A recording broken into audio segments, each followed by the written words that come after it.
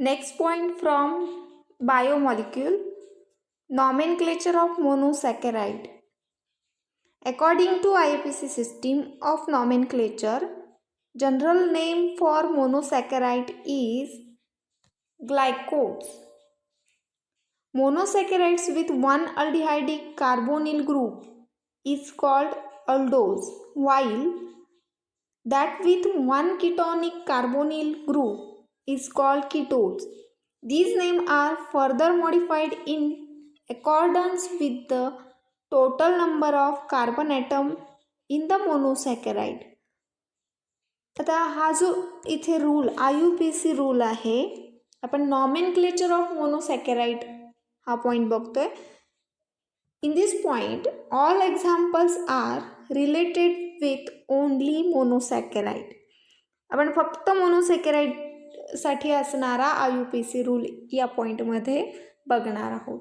Generally और general name for मोनोसॅकराइड is glucose. तर हा जो ग्लायकोज वर्ड आहे, हा ग्लायकोज वर्ड जो की काय आहे, जनरल नेम, मोनोसॅकराइडचं जनरल नेम आहे. जसं आपण अल्केन असं म्हणतो, अल्केन हे काय झालं, जनरल नेम, ज्याच्यामध्ये मेनी अल्केन्स आपण बघतो, म्हणजेच मिथेन, इथेन, प्रोपेन. तर अल्केन हे काय झालं, जनरल नेम. तसंच हे ग्लायकोज हे जनरल नेम आहे मोनोसॅकराइडसाठी. तर या ग्लायकोजमध्ये डिफरंट एक्झाम्पल्स येतील, पण सगळ्यात महत्त्वाचा जो पॉईंट असेल तो म्हणजे जे वर्ड आलेला आहे ग्लायकोज हे जनरल नेम आहे.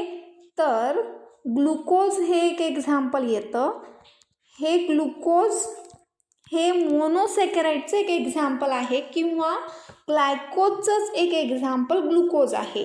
हे दोन्ही सेम नसतील, हे दोन्ही वर्ड डिफरंट आहेत. स्पेलिंगमध्ये लाईट असा चेंज दिसतो आपल्याला, जो की वाय आणि यूमध्ये डिफरन्स आहे, पण हे दोन्ही वर्ड टोटली डिफरंट आहेत. ग्लुकोज हे काय आहे, तर या ग्लायकोजचं एक्झाम्पल आहे असं म्हटलं तरी चालेल, किंवा ग्लुकोज हा काय आहे, एक मोनोसॅकराइड आहे. ठीक आहे. मग या मोनोसॅकराइडचं जे जनरल नेम आहे ते आहे ग्लायकोज.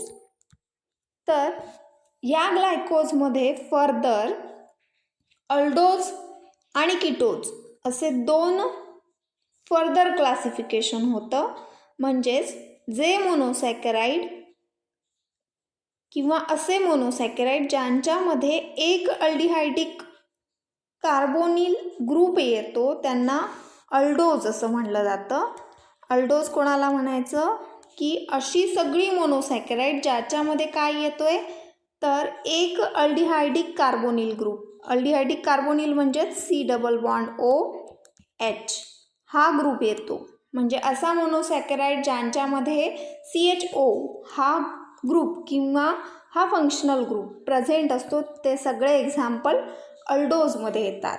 आणि मग कीटोज कुठले असतील, तर कीटोज म्हणजेच काय असतील, की असे मोनोसॅकराइड्स ज्यांच्यामध्ये काय असतील, कीटॉनिक ग्रुप प्रेझेंट असेल, ketonic carbonyl group. Ketonic carbonyl group म्हणजे COO हा कीटॉनिक कार्बोनिल ग्रुप असेल. तर ज्या मोनोसॅकराइडमध्ये हा ग्रुप प्रेझेंट असतो त्या मोनोसॅकराइडला आपल्याला काय म्हणायचं आहे, कीटोज. म्हणजे हे दोन टाईप्स येतील मोनोसॅकराइडचे, किंवा तुम्ही काय म्हणू शकता, ग्लायकोजचे हे दोन टाईप्स झाले. ग्लायकोज म्हणजेच मोनोसॅकराइडचे दोन टाईप्स झाले, अल्डोज अँड कीटोज. आता आपल्याला नॉमेनक्लेचरसाठी जो रूल यूज करायचा आहे तो म्हणजे आपण काम काय करायचं आहे, किंवा आधी हे एक्झाम्पल आपण इथलं बघूयात. ग्लुकोज हा मोनोसॅकराइड आहे, किंवा त्याला आपण ग्लायकोज असंही म्हणू शकतो. तर ग्लुकोजचा जो जनरल फॉर्म्युला आहे तो C6H12O6. आता हा C6H12O6 ग्लुकोज आहे, आणि या ग्लुकोजमध्ये एक काय असतो, अल्डिहाइड प्रेझेंट असतो. ठीक आहे.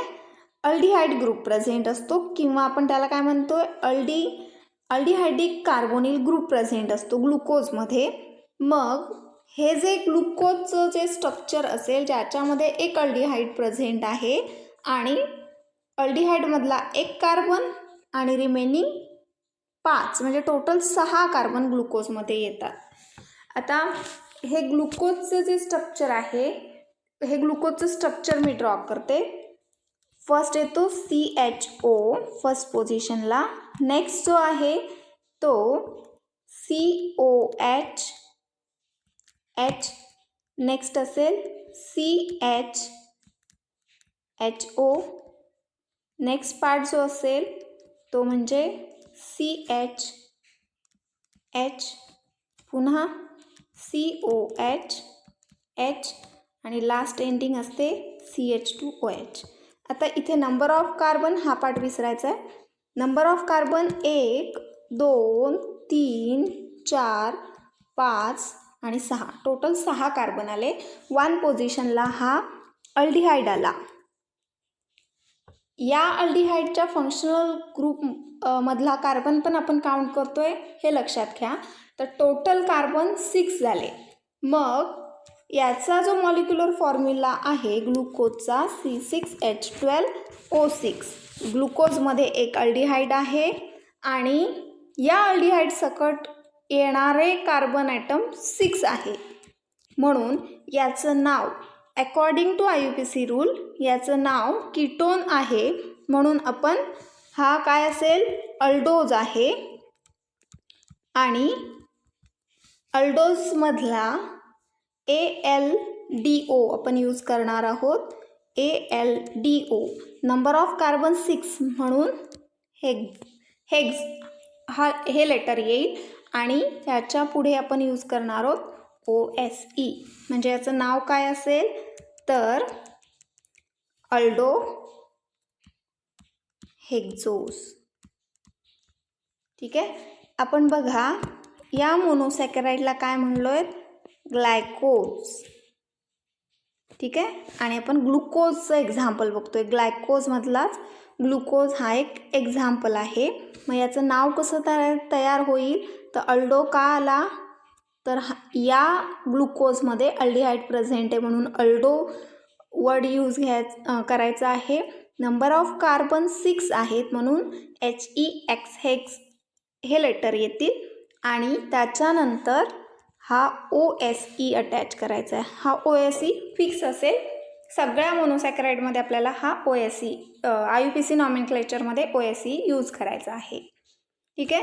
सिमिलरली अनदर एक्झाम्पल जे की फ्रुक्टोजचं दिलेलं आहे C6H12O6. हा फ्रुक्टोज आहे. आता फ्रुक्टोजमध्ये आपल्याला काय आत्ताच आपण ग्लुकोजचा फॉर्म्युला बघितला तो पण असाच आहे. मग डिफरन्स जो आहे ग्लुकोज आणि फ्रुक्टोजमध्ये डिफरन्स जो आहे तो त्याच्या स्ट्रक्चरमध्ये डिफरन्स येतो. ग्लुकोजमध्ये आपण काय बघतो तर CHO ग्रुप येतो आणि फ्रुक्टोजमध्ये C double bond O group आहे. कीटोनचा ग्रुप आहे. हा त्यातला डिफरन्स आहे. मग फ्रुक्टोजमध्ये C6H12O6 फ्रुक्टोजमध्ये कीटोनचा ग्रुप प्रेझेंट आहे. म्हणजे हे एक्झाम्पल कुठल्या कॅटेगरीमध्ये येतो तर कीटोजमध्ये येतो. ठीक आहे. कीटोज. मग number of carbon atom 6 starting करायची. कीटोन आहे या एक्झाम्पलमध्ये किंवा याच्या स्ट्रक्चरमध्ये कीटोन प्रेझेंट आहे म्हणून सुरुवात काय करायची कीटो या लेटरने. कीटो नंतर नंबर ऑफ कार्बन 6 आले म्हणून HEX आला आणि शेवटी OSE. हा OSE फिक्स आहे. तर हे फ्रुक्टोजचा IUPAC नेम काय असेल कीटो हेक्झोज. नेक्स्ट आहेत इथे काही एक्झाम्पल्स आहेत ती पण आपण बघूया म्हणजे पॉईंट अजून चांगला समजेल. आता हे फर्स्ट एक्झाम्पल इथे CHO पुन्हा CHOH आणि CH2OH. Number of carbon item 3 आहेत आणि अल्डिहाइडचा ग्रुप आपल्याला स्टार्टिंगला दिसतोय. म्हणजेच हे एक्झाम्पल कोणाचं आहे, अल्डोजचं आहे. ठीक आहे, नो डाऊट हा काय आहे, ग्लायकोज आहेत. ठीक आहे, हे सगळे एक्झाम्पल ग्लायकोज आहेत. ग्लायकोज म्हणजेच मोनोसॅकराईड आहेत. त्याच्यामध्ये हा फर्स्ट आपण एक्झाम्पल बघतोय तो कुठला आहे, अल्डोज आहे. म्हणजे ग्लायकोजचं फर्दर डिव्हिजन आपण काय करणार आहोत, तर अल्डोज आणि कीटोज असं फर्दर डिव्हिजन करणार आहोत. मग या एक्झाम्पलमध्ये आपल्याला फर्स्ट पोझिशनला अल्डिहाइड आहे म्हणून तो अल्डोज या कॅटेगरीमध्ये इन्क्लूड होईल. मग आपण काय करणार, मग अल्डो हे लेटर यूज करणार. नंतरचं काम काय करायचं आहे, नंबर ऑफ कार्बन ॲटम जे की 3 आहेत, 3साठी आपण ट्राय हे लेटर यूज करणार आहोत. म्हणजे सुरुवात आपण अल्डोने करणार आहोत. नंबर ऑफ कार्बन 3 आहेत म्हणून ट्राय येईल आणि पुढे OSE ॲड करा. म्हणजे या एक्झाम्पलचं IUPAC नेम अल्डो ट्रायोज असेल. नेक्स्ट एक्झाम्पल, आता या एक्झाम्पलमध्ये फर्स्ट पोझिशनलाच अल्डिहाइड आलेला आहे. पहिलं काम अल्डिहाइड आहे की कीटोन आहे हे बघायचं आहे. दुसरं काम number of carbon atom count करायचे आहेत आणि मग त्याच्यावरनं नाव डिसाईड करायचं आहे. आता फर्स्ट या सेकंड एक्झाम्पलमध्ये अल्डिहाइड आहे. आता नंबर ऑफ कार्बन ॲटम इथे 3 आहेत, हा एक 4 आणि हा एक 5, म्हणजे टोटल कार्बन ॲटम 5 आहेत. मग सुरुवात जी करायची आहे ती म्हणजे इथे अल्डिहाइडचा ग्रुप आलेला आहे म्हणून आपण अल्डो हे लेटर लिहिणार आहोत. अल्डो नंतर नंबर ऑफ कार्बन ॲटम्स किती सांगितले मी, 5. तर हे 3 कार्बन आहेत, हा एक आणि हा लास्ट, टोटल 5 कार्बन आहेत. मग 5साठी पेंट असे लेटर्स येतील आणि शेवटी OSE ॲड करा. म्हणजे काय तयार झालं, नाव अल्डो पेंटोज. म्हणजे या एक्झाम्पलचा IUPAC नेम असेल अल्डो पेंटोज. नेक्स्ट एक्झाम्पल, आता या नेक्स्ट एक्झाम्पलमध्ये आपल्याला या पोझिशनला कीटोन दिसतोय.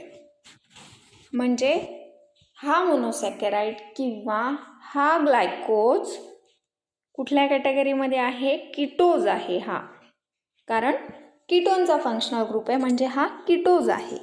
मग नंबर ऑफ कार्बन 1, 2 आणि हे 4 आहेत म्हणजे 6 आणि हा 7, टोटल 7 कार्बन. कीटोज आहे हा म्हणजे कीटो हे लेटर्स लिहायचे. नंतर कीटो नंतर 7साठी हेप्ट असं येईल आणि पुढे OSE ॲड करा. म्हणजे कीटो हेप्टोज असं IUPAC नेम असेल. तर ही काही एक्झाम्पल्स या नॉमेनक्लेचरचे आहेत. नेक्स्ट पॉईंट आहे glucose. Glucose occur in nature in free as well as in combined state. Glucose can be obtained from sucrose or starch by acid catalyzed hydrolysis as shown below. तर इथे हा point महत्त्वाचा आहे, preparation. आपण काय बघणार आहोत, ग्लुकोज या मॉलिक्युलचं किंवा या मोनोसॅकराईडचं प्रिपरेशन बघणार आहोत, जे की 2 वेजने आपण शिकणार आहोत प्रिपरेशन. आणि हे दोन्ही वेज जे आहेत किंवा दोन्ही मेथड जे आहेत त्या बऱ्याच वेळेला एक्झाममध्ये विचारल्या जातात. तर या प्रिपरेशनसाठी आपल्याला काय लागणार आहे, सुक्रोज आणि स्टार्च हे 2 कार्बोहायड्रेट यूज करून आपण ग्लुकोज प्रिपेअर करणार आहोत. आता सुक्रोज हा जो आहे हा काय आहे, डायसॅकराईड आहे, हे लक्षात घ्या. आणि स्टार्च हे एक्झाम्पल कोणाचं आहे, पॉलिसॅकराईडचं आहे. ठीक आहे, तर या 2 कार्बोहायड्रेटचं कन्व्हर्जन आपण ग्लुकोजमध्ये करणार आहोत. याच्यासाठी आपण ॲसिडचा यूज करणार आहोत. By acid catalysed hydrolysis reaction आहे ही, म्हणजे ॲसिडच्या प्रेझेन्समध्ये आपण हायड्रोलिसिस कॅरेड आउट करणार आहोत. तर आता 1 बाय 1 आपण मेथड बघूयात. फर्स्ट जी आहे ती फ्रॉम सुक्रोज. सुक्रोजचं कन्व्हर्जन आपण ग्लुकोजमध्ये करणार आहोत. आता या मेथडसाठी ही हायड्रोलिसिस रिॲक्शन आहे. जसं आपण क्लासिफिकेशनमध्ये शिकलो, क्लासिफिकेशनमध्ये काय शिकलो तर एखादा सपोज डायसॅकराइडचं एक्झाम्पल सुक्रोज असेल तर सुक्रोजचं हायड्रोलिसिस केलं तर आपल्याला काय मिळतात, मोनोसॅकराइड्स मिळतात, कारण हा डायसॅकराइड आहे. मग तेच आपण या रिॲक्शनमध्ये बघणार आहोत. किंवा याच्या अपोजिट रिॲक्शन काय असू शकते तर 2 मोनोसॅकराइड जर आपण घेतले, 2 मोनोसॅकराइड म्हणजे फॉर एक्झाम्पल ग्लुकोज आणि फ्रुक्टोज, हे 2 मोनोसॅकराइड जर घेतले आणि यांच्यामधनं आपण वॉटर मॉलिक्यूल जर रिमूव्ह केला तर आपल्याला काय मिळू शकतो, सुक्रोज. ठीक आहे. किंवा सुक्रोजचं हायड्रोलिसिस केलं म्हणजे सुक्रोजमध्ये वॉटर ॲड केलात की आपल्याला हे मिळतं. म्हणजे ही रिव्हर्स रिॲक्शन दोन्ही आपल्याला इथे म्हणजे पूर्ण कन्सेप्ट लक्षात येण्यासाठी क्लासिफिकेशन ही आपल्याला याच वेने लक्षात येऊ शकतं. तर सुक्रोजमध्ये वॉटर ॲड केला तर आपल्याला ग्लुकोज फ्रुक्टोज मिळतात आणि ग्लुकोज फ्रुक्टोजमधनं वॉटर रिमूव्ह केला तर परत काय मिळू शकतो, सुक्रोज मिळू शकतो. तर रिॲक्शन बघूया. आता या हायड्रोलिसिससाठी आपल्याला ॲसिड यूज करायचा आहे, जो आपल्या ॲरोवरती H+ आयन्स दिसत आहेत. म्हणजेच तुम्ही HCl किंवा H2SO4 यूज करू शकता या प्रिपरेशनसाठी. मग HCl वापरा किंवा H2SO4 ॲसिड कॅटलाइज्ड रिॲक्शन असेल. आणि या हायड्रोलिसिसमध्ये ॲसिडच्या प्रेझेन्समध्ये सुक्रोजचं आपण हायड्रोलिसिस करणार आहोत. या हायड्रोलिसिस केल्यानंतर आपल्याला जे मिळणारे 2 प्रोडक्ट आहेत ते म्हणजे ग्लुकोज आणि फ्रुक्टोज. म्हणजेच आपण काय करतोय, 2 हायड्रोजन इथे ॲड झाले, 1 ऑक्सिजन इथे ॲड झाला, म्हणजेच इथे C12 हायड्रोजन 22 आहेत, 2 ॲड केले 24 झाले, ऑक्सिजन 11 आहेत म्हणजे 1 ॲड केला 12. तर आपल्याला इथे हे number of carbon, hydrogen, oxygen दिसतील. हे 6 टोटल 12, हे 12 24 आले हायड्रोजन, हे 6 ऑक्सिजन 12 आले. म्हणजे आपण काय करतोय, वॉटर मॉलिक्यूलचं इथे ॲडिशन होतं आहे. तेव्हा आपल्याला इथे 2 मॉलिक्युल्स जे आहेत ग्लुकोज आणि फ्रुक्टोजचे तयार होतात. म्हणजेच आपली मेथड जी आहे ती फक्त ग्लुकोजची आहे, पण ॲज अ बाय प्रोडक्ट म्हणून फ्रुक्टोज पण इथे तयार होतो. ॲक्च्युली इथे या दोघांचं म्हणजे रिॲक्शन जेव्हा कंप्लीट होते त्यावेळेला या दोघांचं मिक्सचर तयार होतं. ठीक आहे. तर हे जे मिक्सचर तयार झालेलं आहे, या मिक्सचरमध्ये बघा इथे दिलेलं आहे sucrose into mixture of glucose and fructose. Glucose आणि फ्रुक्टोजचं मिक्सचर तयार होतं आणि हा ग्लुकोज जो आहे, glucose is separated from fructose bye adding ethanol during cooling. जेव्हा यांचं मिक्सचर तयार होतं आणि हे कूल व्हायला लागतं त्यावेळेला इथेनॉलचं ॲडिशन केलं जातं आणि त्यामध्ये ग्लुकोज जो आहे हा ऑलमोस्ट इनसोल्युबल इन अल्कोहोल असा आहे. म्हणून तो त्याचं क्रिस्टलायझेस आउट फर्स्ट, म्हणजे तो आधी त्याचे क्रिस्टल्स तयार होतात आणि तो आपल्याला फिल्ट्रेशन या मेथडने सेपरेट करून घेता येतो आणि फिल्ट्रेटमध्ये राहणारा जो पार्ट असेल तो म्हणजे फ्रुक्टोजचा असेल.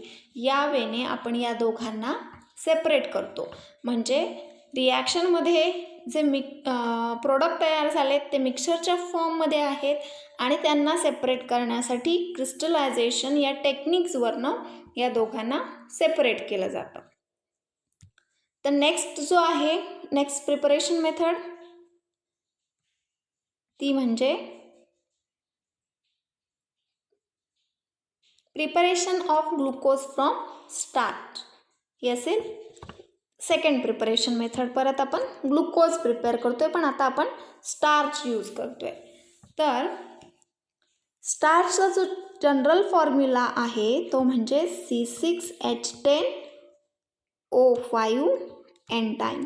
म्हणजे असे मॉलिक्युल्स एनटाईम एकमेकाला अटॅच असतात त्याला आपण स्टार्च असं म्हणतो. मी सुरुवातीला सांगितले की स्टार्च हा पॉलिसॅकराइड आहे आणि पॉलिसॅकराइडमध्ये 10पेक्षा जास्त मोनोसॅकराइड एकमेकाला अटॅच असतात. ती सगळी एक्झाम्पल पॉलिसॅकराइड. मग स्टार्चमध्ये पण काय असणार आहे, 10पेक्षा जास्त मोनोसॅकराइड्स हे एकमेकाला अटॅच असतात. आता इथे मग एन टाईम म्हणजे एन मॉलिक्युल्स आपण इथे इंडिकेट करतो. मग त्याला न्यूट्रलाइज करण्यासाठी आपल्याला एन वॉटर मॉलिक्यूल लागणार आहेत, म्हणून आपण इथे एन इंडिकेट केलेला आहे. मग commercially glucose is obtain by hydrolysis of starch by boiling it with dilute sulphuric acid. Sulphuric ॲसिडला आपण H+च्या फॉर्ममध्ये ते इंडिकेट केलेलं आहे. At 393 kelvin under 2 to 3 atmospheric pressure. ही त्याची रिॲक्शन कंडिशन असेल. आता रिॲक्शनमध्ये काय होणार आहे, हायड्रोजन ॲटम 10 असतील आणि वॉटरमधले 2, टोटल 12 होतील. आणि ऑक्सिजन 5 आणि वॉटरमधला 1 म्हणजे 6. म्हणजेच दोन्ही एन टाईम आहेत, म्हणजेच NC6H12O6. म्हणजे इथे बघा या स्ट्रक्चरमध्ये स्टार्चचे स्ट्रक्चर आहे C6H10O5 एन टाईम. आपण बॉटमला जेव्हा लिहितो याचा मिनिंग काय आहे की हे स्ट्रक्चर एकमेकाला एन टाईम अटॅच झालेला आहे. आणि जर आपण एन सुरुवातीला इंडिकेट करत असू तर याचा अर्थ काय आहे की असे molecules, number of molecules prepare झालेले आहेत, किंवा हे C6H12O6 हा जो मॉलिक्यूल आहे तो काय आहे, एन टाईम आहे. म्हणजे हे सेपरेट मॉलिक्यूल आहे.